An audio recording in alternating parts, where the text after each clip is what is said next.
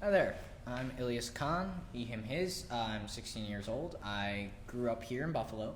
Now I live in Pittsburgh, and I really started at the behest of my mother as a fellow with the Western New York Environmental Alliance, and from there I started the youth climate strikes here in Buffalo on March 15th of last year, and from there I worked with a group of youth at the Western New York Youth Climate Action Summit, which was hosted by the New York State Master Teachers Association last year, and we put together what's now the Western New York Youth Climate Council. And I've been working with them as a co-organizer ever since. We've held 2 youth climate strikes under that organization here in Buffalo, 4 in total, and have been working very hard on a resolution to have Buffalo declare a climate emergency. So I'm very happy to be here in this room with all these lovely folks and artists, and thank you for having me.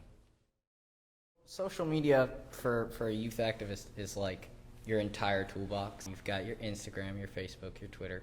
All of the young people know this. But social media as a tool for youth activists, it's universal. You can communicate across immense distances. Even before COVID, we were using social media as a means of communicating. The youth movement is global. We have groups like Fridays for Future, Sunrise, the National U.S. Climate Strike, and all of these organizations are really working on social media. The youth movement of today is driven by the social media engine.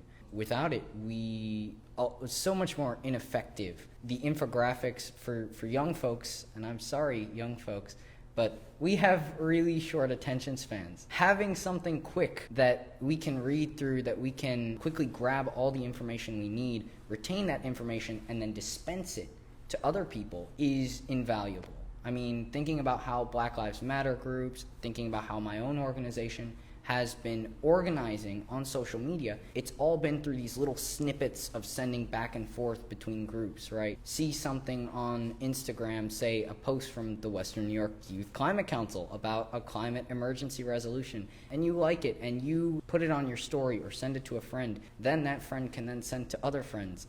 Youth activism is so powerful now because we have this infinite chain of young folks who are willing to take just a few seconds out of their day to repost or to put on stories. And that amount, it adds up to just so much potential action. The hard part is when you go from having potential action to actual action. You can have as many likes and shares as you want, but if not every single one of those likes and shares is coming out to an event, if not every single one of them is participating, if there isn't a proper give and take there, then your activism is kind of falling short.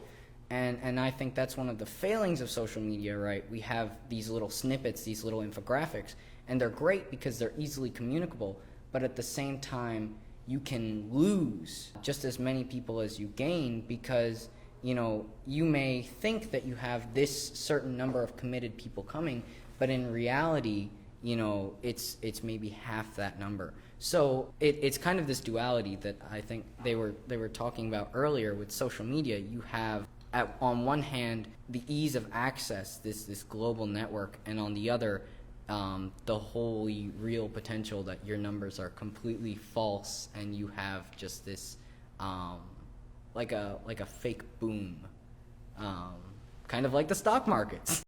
Yeah. For the YCC, as far as scale goes, we started with at the first youth climate strike, there was maybe 70 people, and by the fourth, we had over 1,000, and we really couldn't do it without the help of so many other organizations, but at the core of it was just the messaging of the youth, the power of young folks, and our ability to create a kind of intergenerational movement. In Buffalo, as Kelly said, it's very diverse, and there are a lot of languages, but there's also people of all ages and all walks of life. So for the YCC, we have approached youth from the suburbs, from the inner city. We've talked to young folks from the east side, from the west side, from north and south towns. We've been all over the place and just bringing these people together. I think like the scale of Western New York as a place and how bringing all of those people together under this kind of umbrella of an intergenerational, intersectional movement has been so amazing and fascinating to me. At our final climate strike before COVID, we had 20 plus organizations, showing up and showing out, Push included, and they all had some wonderful speeches. I mean, we had over 1,000 people. There were grandmas, there were babies. I mean, it was the scale, the difference in scale from where you start, where you hit this kind of pre-COVID climax, I guess. Has been amazing. And I think COVID has been this wonderful moment where, and that's a terrible way of saying it, but it has been this interesting is a better word, moment where we can really take a look at the scale of things in such detail, because now sitting behind a computer screen, you see all these numbers, the scale of the horror of what's happening, but also the scale of your own work in very digitized terms. And so with the YCC now, we've been working to pass this climate emergency resolution, and our scale has gone from how many people show up in Niagara Square to how many people have signed a petition. So the scale of things is changing, and that's always been fascinating for us. Every movement ever has been led by youth. We're everywhere. Always. Civil rights, gay rights, everything has been kind of spearheaded by young folks. We vote with our feet.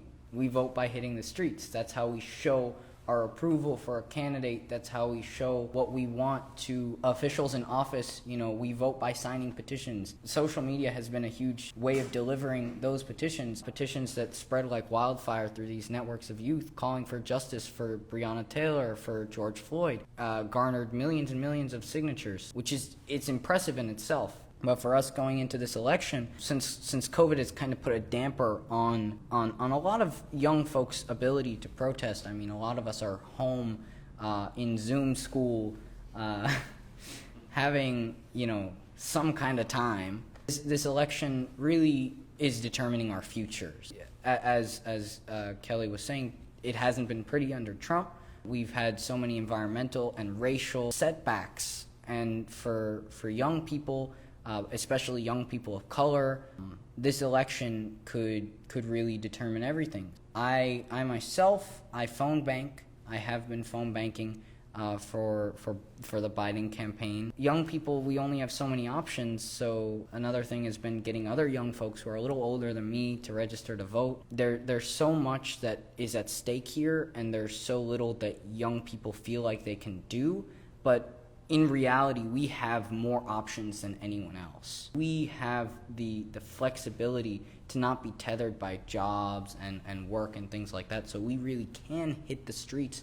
We can go to politicians and say, hey, we're the voting bloc that's coming for you next. All of these other people, they're going to keep getting older, but as soon as we're ready to vote, we're going to be the biggest voting bloc this country's ever seen. You guys are going to have to start listening to us now, or we're gonna vote you out as soon as we can. That's how it's gonna go with youth, and that's really how we're starting to enact change, hitting the streets, making sure politicians hear our voices and know that we are going to be voting, we are going to be there, and we're demanding that our presence be known now before we vote them out so they don't know it later.